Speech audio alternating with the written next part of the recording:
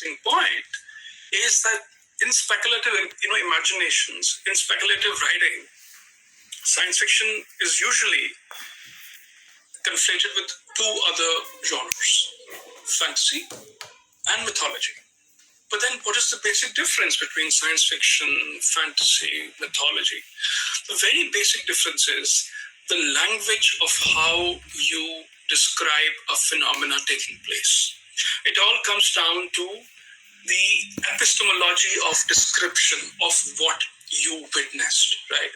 For example, science fiction would say that an object, this particular bottle, in this case, moved from point A to point B because of, this new technology that can displace matter from point A to point B within an islet, this nuclear-powered or fission-powered or fusion-powered technology that can break an object into its constituent atoms and then take them to a different place.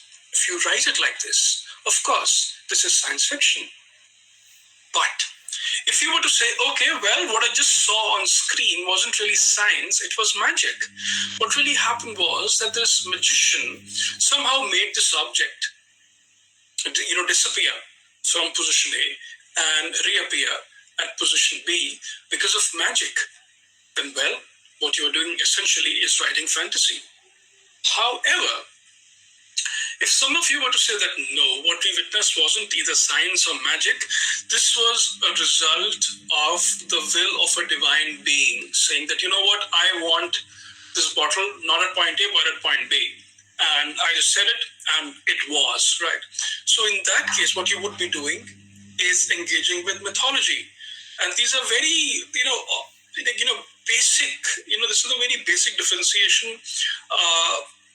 And if I were to give you examples and if I were to translate this into terms of other phenomena, something like this. All these three, they become what is called speculative fiction and other genres too.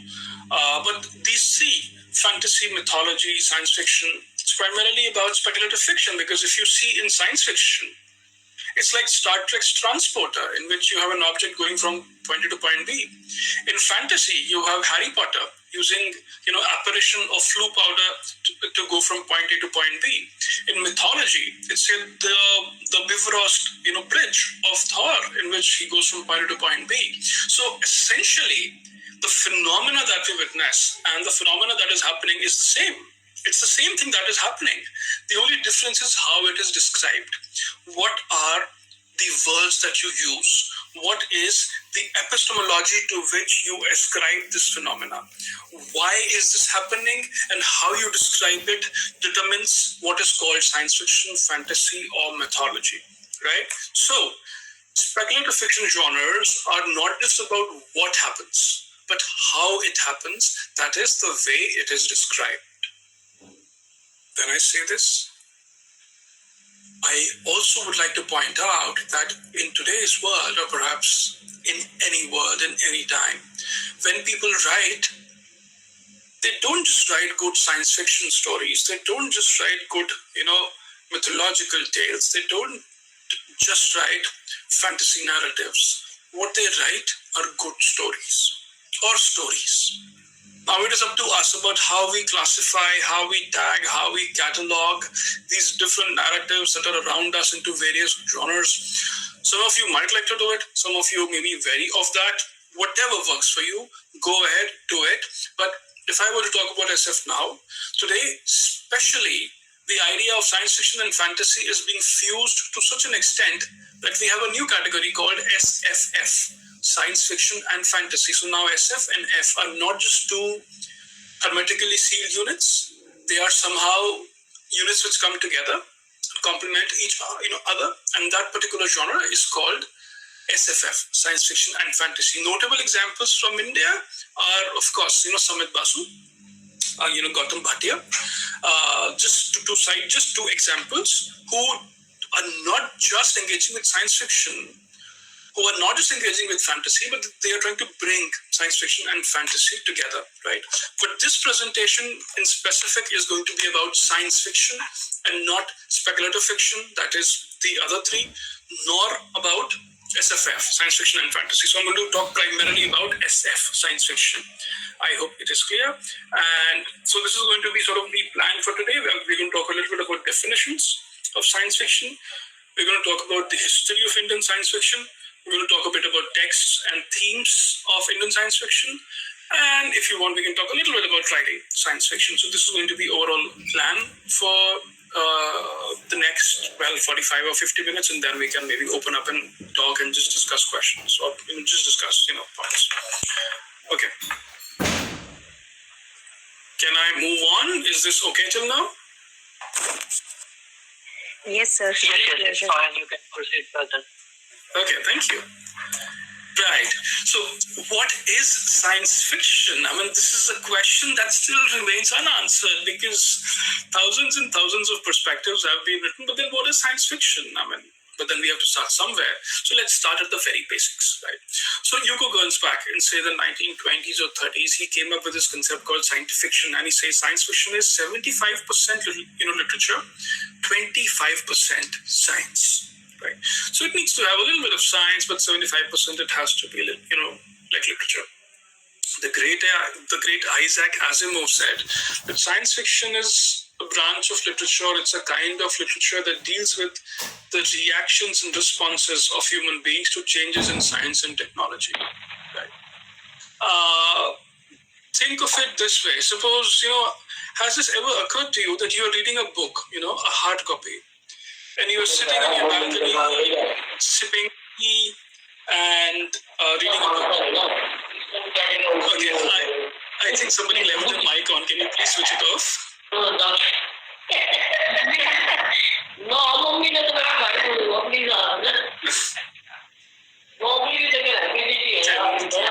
request the individual who has left their mic on by mistake to please? Yes, thank you so much. Okay, back. So, what was I saying? Oh, yes. So, this is going to happen to me a lot. I just lose my thought. So, it's okay. Please deal with me. Okay. Yeah. So, science fiction deals with the reactions of human beings to changes in science and tech. Yes. So you are sitting on your balcony with a cup of chai, reading a book, a hard copy.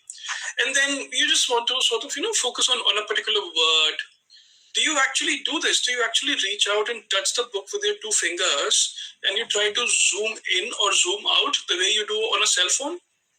I did it a couple of times, and I was so frustrated when that text did not zoom out, when that text did not magnify.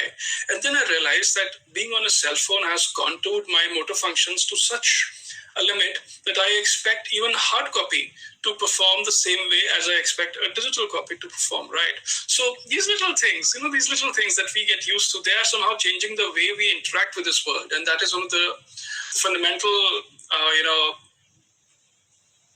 principles of science fiction, that, the way that we engage with our external reality, the way we engage with material reality, the way we engage with the world around us is somehow contoured by the technological edifices around us, right? So this is one such definition. Then Brooks Landon talks about SF as the literature that considers the impact of science and tech on humanity, somewhat, drawing on from Asimov. Christopher Evans says that it is the literature of what if. Now, this is again a very important question, that what if this were to happen? What if that were not to happen? What if this thing comes alive? What if this thing does not exist? What if this thing exists, right? So this question of what if, what is going to happen if? And then you try to create a narrative, then you come up with what is going to happen. But then, question. Is science fiction the only genre that speculates and creates alternate worlds? Is science fiction the only genre that talks about what if? Is science fiction the only genre that speculates in a way that you have to change and actively change external reality in your mind and then create a narrative out of it? Perhaps not, because, fantasy does something similar. It also says what if. Mythology also does something similar. It says what if. Even horror does something similar. What if? What if this lizard in front of you on a wall were to become 200 times its size, so it's also doing the same thing. So, or, perhaps all of these genres are engaging with this question of what if. So maybe this definition as a starting point is great, like all the other definitions, but then we need to fine tune it. Then we shift to what is Indian science fiction. This again is a question that has no answer. Then I'm just sort of going to run by you a few perspectives of approaching Indian science fiction. Is science fiction a genre that derives from India's mythic traditions or fantastic traditions? Or is science fiction a Western genre that has been recently adopted by Indian writers? These two questions, interestingly, lie on opposite ends of the political spectrum. So depending on where you are across the political spectrum, you will have an answer, right? So that means that it's going to be a subjective answer. There is no one common unified answer which all of us would agree on. The way we approach this question is going to be determined by where we stand in the political spectrum, right?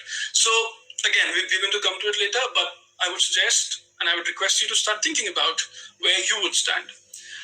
Then something can be a synthesis between these two, that science fiction is actually a subset of global science fiction, which is coplanar in both spatial and temporal terms with what we call Western science fiction, right?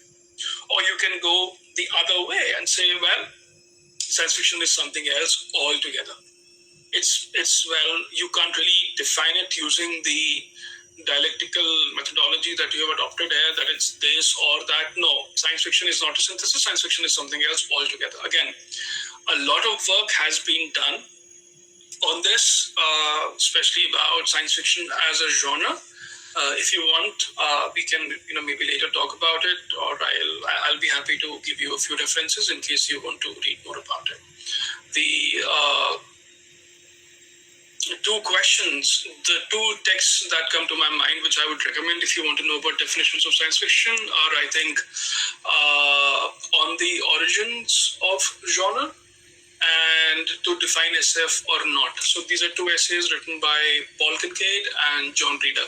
So you will find them on JSTOR or you will find them online. Just go and Google, and these are very solid interventions into how science fiction can be defined, in case you want to define it or in case you want to understand it. But then why India? And why Western SF? Now, James Gunn says that science fiction is occupying a more significant place in the Indian intellectual and educational circles as India is experiencing exponential technological change. And science fiction, by itself, has so much to say about the direction of that change and the way we can talk about our world, future world, for human habitability, for human survival, for anything, for space exploration, right? So that's perhaps why India and science fiction go hand in hand, like today. Some more definitions, right? Of course, this is a film we have all seen. This is a film that has been extensively written on. This is a film that has been extensively worked on, not just a commercial success, but also a critical success in the sense that a lot of people, a lot of scholars from around the world. I'm just sort of quoting from Bollywood because we have multiple film industries across India doing fabulous work, from Lollywood to Tollywood to Collywood, the Tamil film industry, the Bangla film industry, the Marathi film industry, the Telugu film industry, they have their own takes and they're doing absolutely wonderful work. So, but since I am limited by the language, my own language, so I'm not really able to engage with them the way I would love to engage. So I can only engage with them as just a fan, and that is, what I really am deep down, a fan of science fiction, a reader of science fiction, and that's it, because no other labels really hold. But I would like to move to Collywood because this is a film that I saw. I saw Yantran in Tamil, twice or thrice in the theater in Tamil because I wanted to see, Rajni sir speak Tamil, right? So, and then of course I came back home and I saw the Hindi version so I could understand it. But if you want to talk about robotics, artificial intelligence, well, then nothing beats Robot or Yantran, which again had a sequel 2.0. which wasn't as good in my humble opinion as the first one, but then that is for you to decide.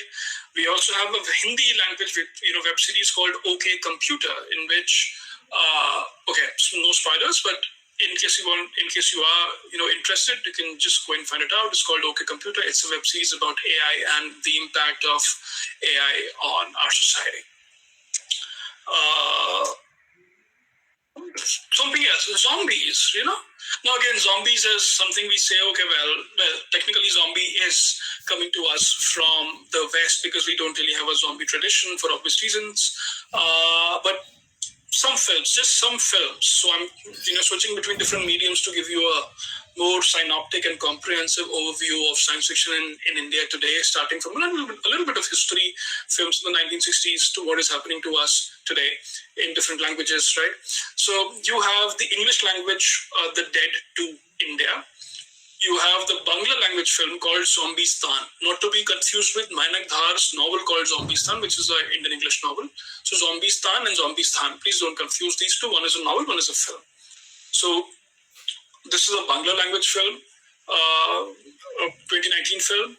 Then, of course, the Hindi language Go Goa Gone, which was called one of India's first Zomcom, as in zombie comedy. And this came directly at the heels of Luke and Kenny and Singh's Rise of the Zombie, which was arguably India's first zombie film. Arguably, or that is how the film was marketed. India's first zombie film, 2013. And then a few months later, we had Go Goa Gone. But Go Goa Gone is the one that is remembered more. In case you haven't seen this film, please go and see this film. It's funny. It's like a zombie comedy.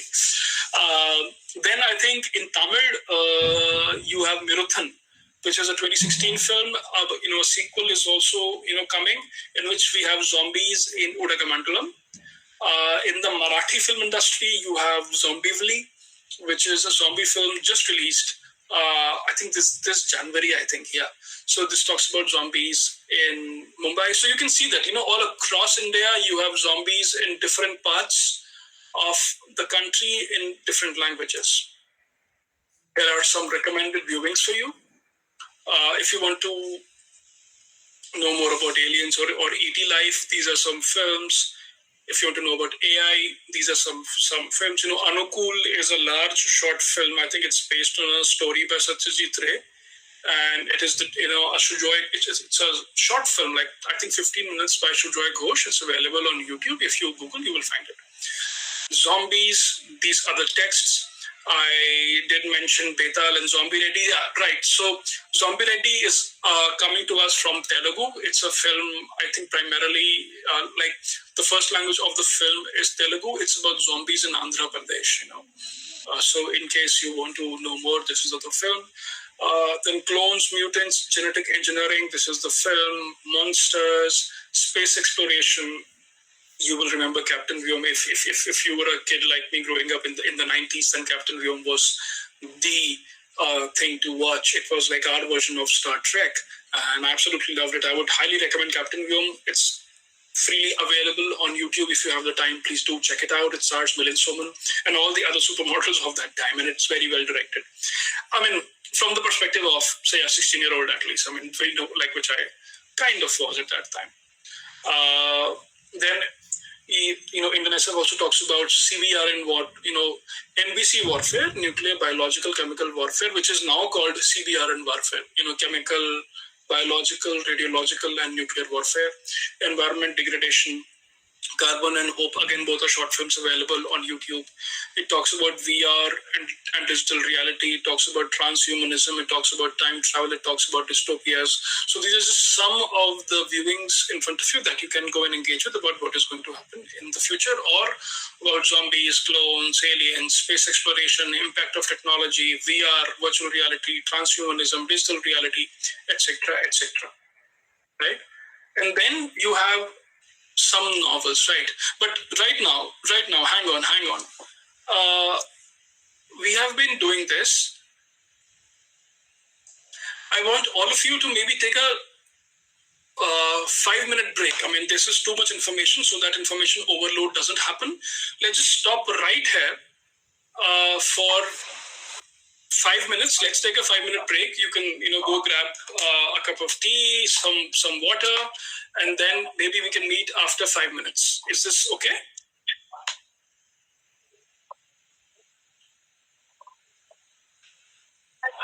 Hi, Dr. Sami. Yeah. This is Navpreet Kaur here. So, because I'm also faculty here in the KUK University, and I have a question to ask. I'm asking this because I have a class later on to take, so that's why. This is, first of all, this is a fascinating discussion. And I was, I wrote to Jimmy also, and I congratulated her that she invited you. And she introduced you to us and your work also to us. So thanks a lot for this brilliant talk. I'm from basically political science, but have some interest in literature also. Basically, I was thinking when you were talking about Indian science fiction, so what came to my mind, I have a question to ask. Can I ask you? I'm so sorry. Of course. Right, okay. So, see, when one talks about Indian science fiction, and it's like wonderful that you brought in this whole, debate, or you touched upon that debate about mythology not being science fiction, and you stated, when you stated that this is something which one can do for political purposes, and as an academic, one has to take a stand. So you are taking a political stand. You are taking a political stand, but at the same time, so I'm so sorry. So you're taking up, you're also bringing something which is so difficult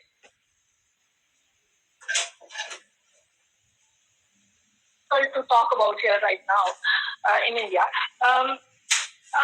But my question is about something else. I would have or had a colonial experience. Can think of science, can we ever think of science without thinking of that colonial experience? Our idea of science is very different, or rather our experience of science is very different as compared to West, and how does that actually reflect when it comes to science fiction? For example, modernity. Our experience with modernity is definitely mediated by colonialism. We can't, and I'm not saying that there was no modernity, before the British came. I know that there was, there were modern forms. There were forms which could be called modern. Modern is not just the, you can say, monopoly of the West. So that's also something that I'm aware of. So I was thinking of, how we can look at the relationship of Indian science fiction to our experience, to science basically, as something which came to us via colonial experience, one. Two is about gender, how, like you were showing some film posters and, some, what I see as an outsider of this, I'm not from this area, this is not the area that I've looked at, but whenever I looked at something which is representative of what you call science fiction, then what I see is the idea is of a hero, of a masculine self. How science is seen as masculine, how science is seen as something, which is clearly in opposite of what you call, feminine, and how it excludes, even science fiction also excludes that.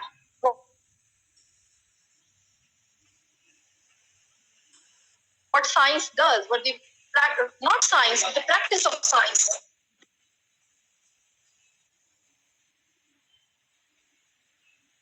does, and how that actually comes into how that creeps into your science fiction, or not how that creeps into science fiction also. So these are two things that I just as questions. Thank you. Absolutely. Thank you, Navpreet, for these excellent questions. Absolutely, and I think that your critique is point on, because this is primarily what science fiction of the 21st century, especially Anglophone science fiction, which I work on, is dealing with. To answer your first question about colonialism, how science mediates modernity, imperialism, etc. See, better minds have written on this, so I'm just going to refer you to this essay which answers this particular question. Please read Bodhisattva Chattopadhyay's, mythologium articles, right? They are available on JSTOR, they are available online, and this is a question he directly deals with, that how is it and why is it that science suddenly has this reawakening at the precise moment of colonial encounter? And so please refer to this article. He answers exactly this question which you just raised. So I hope that will give you some clarity. And basically, to put it very briefly, though he has a series of 3 or 4 articles, I can't sort of go through all of them, but in just 2 or 3 lines, so very briefly, very reductively, he says that this sort of a science is generated in a colonized people at the moment of the colonial impact, because this gives them a way to fight back. This gives them a way to look at the oppressor and say, you know what, you think you are civilizing us, but you are not, because we already took the quantum leap 4,000 years ago, 5,000 years ago, and this is kind of an anti-colonial stance that a society generates in order to handle colonial oppression and respond to it. But